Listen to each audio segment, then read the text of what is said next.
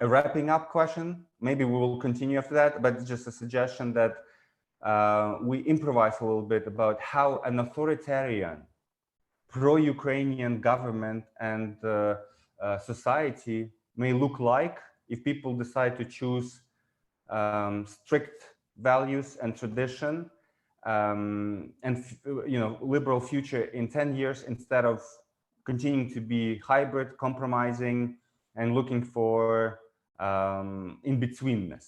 From an outset, it already sounds like a joke.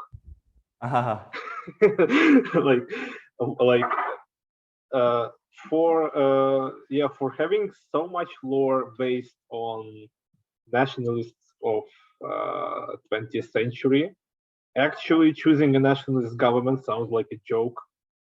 And with this statement, any concerns for Ukrainian Nazis can be dismissed entirely, because it sounds like a joke.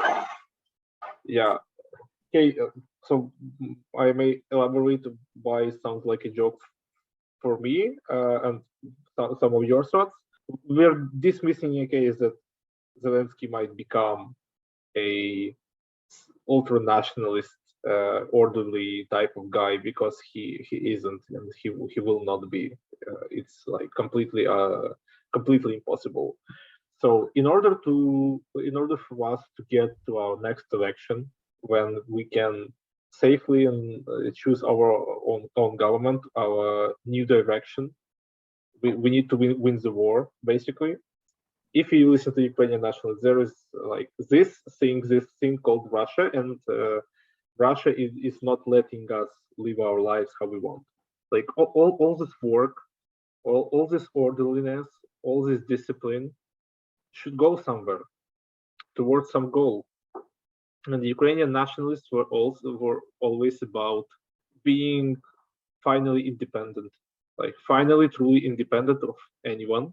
You must invent some sort of goal, some sort of thing that prevents us from being independent. Maybe it will like, oh, look at this Polish dude, he said something offensive, or anything. I think it can look exactly like Antifa in America. You are anti-fascists, but there are no real fascists in your state. So this is a really good point.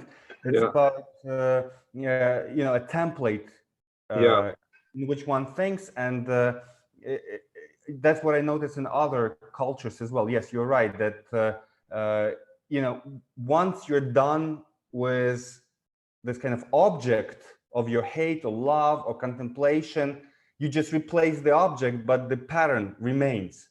And there's definitely this pattern that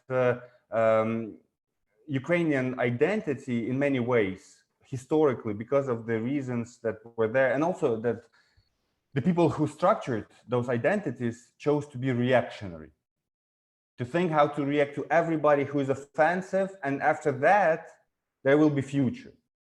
And if we are already in progress, we don't have to be reactionary, because first of all, because there will always be people who are reactionary.